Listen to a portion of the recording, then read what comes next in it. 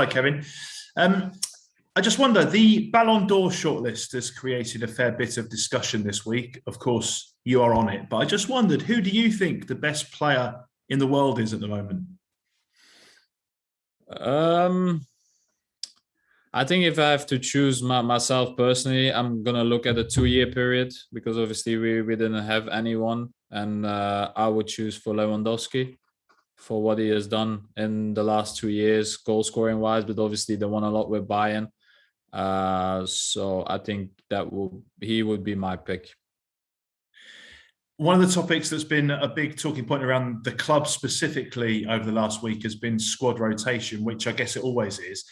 You are more immune than most, I would say, and that you tend to play when you're fit. But can you understand the frustration of someone like Raheem when he's not starting as many games as he'd like to at this stage of his career?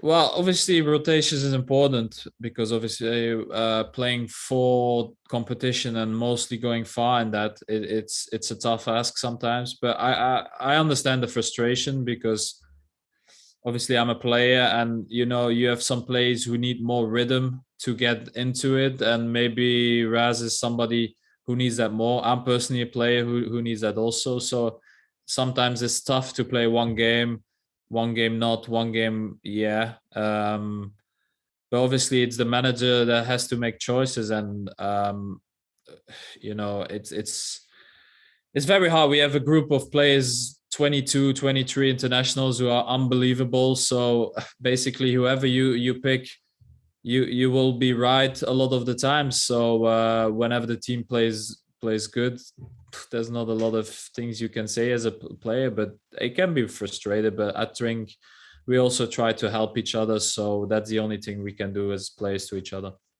Simon Stone, BBC, please. Hi, Kevin. How do you assess the state of Belgian football at the moment? It seems to go through a little bit of the doldrums, but it's coming back, and maybe Club Brugge have confounded people who thought they might not do very well in this group. Well, I think Belgium has always been a competition who goes through talent, young players. I think I've come through that system. I've played with a team who brought a lot of young boys. I think Bruges are doing the same.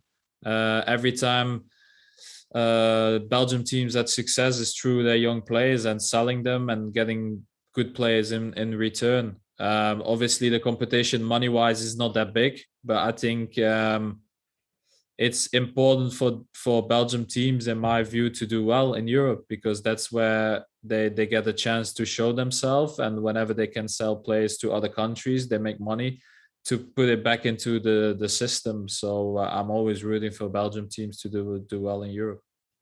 How is it you're at the very top of your game, but it does seem as though a lot of Belgian players go play all over Europe. How much better would it be if the Belgian clubs in the Belgian league could keep some of the players for a lot longer? Well, it's hard, obviously.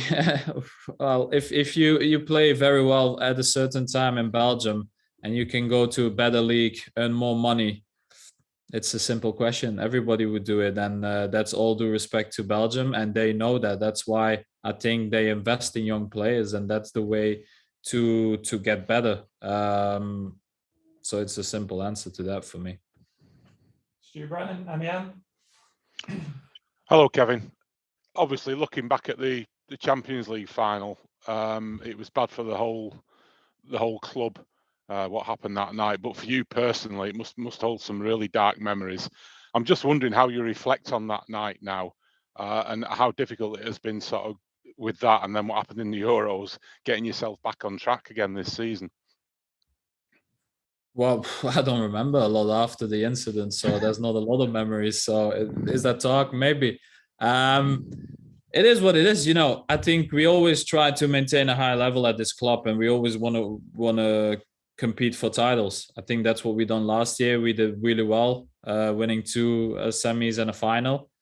I think in these types of games you can lose. The other teams are very, very good.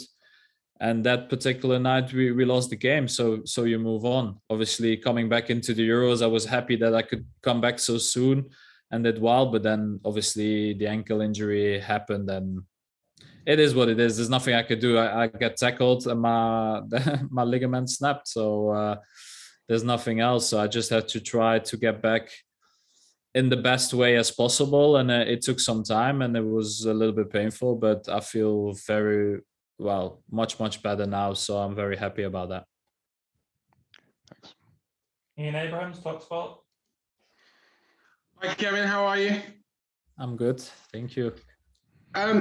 It's sort of two questions, one really. First of all, how special is it for you to face Bruges, go and play in Belgium tomorrow?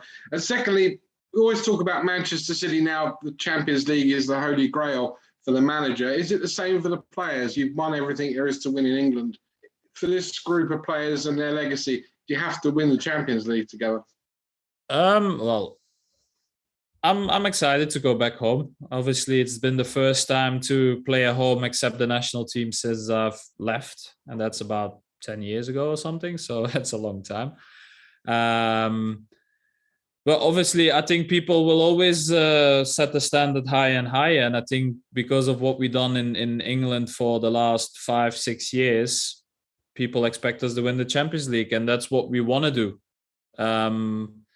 Doesn't say that we're going to win it, but we always try to compete for it. And I think in the last 6 years, we've been one time in the round of 16, and the other 5 times, I think we did quarterfinal or better. So we're always competing for it, but we've not managed to win it, but we're trying. So I think that's the only thing we can do. And hopefully in my period here, we'll get one. But does it define your legacy for players out? For people outside, maybe yes. I think it depends. You look at the situation, and I'm very happy with what we've done as a club for the last 6 years. So I'm very happy with that. Paul Hurst, The Times. Hi, Kevin. Sorry to bring you back to the Champions League final again, but can you actually remember much of what happened that night? Was it, because it obviously was quite a strong kind of blow to your head? I remember some chances. Well, there were not a lot, but I remember some chances in the first half and the goal. But after the collision, I don't remember a lot. I don't remember how I got into the hospital the night itself. I remember going back in the morning to the team hotel and like 10 a.m. in the morning still on my City kit on. That's what I remember. So for the rest, it is what it is. You know, it's sport. It happens, you know. It's not the best thing that ever happens, obviously, but, you know, you go on with it. It is what it is. Jack Ballon at the moment. Hi, Kevin.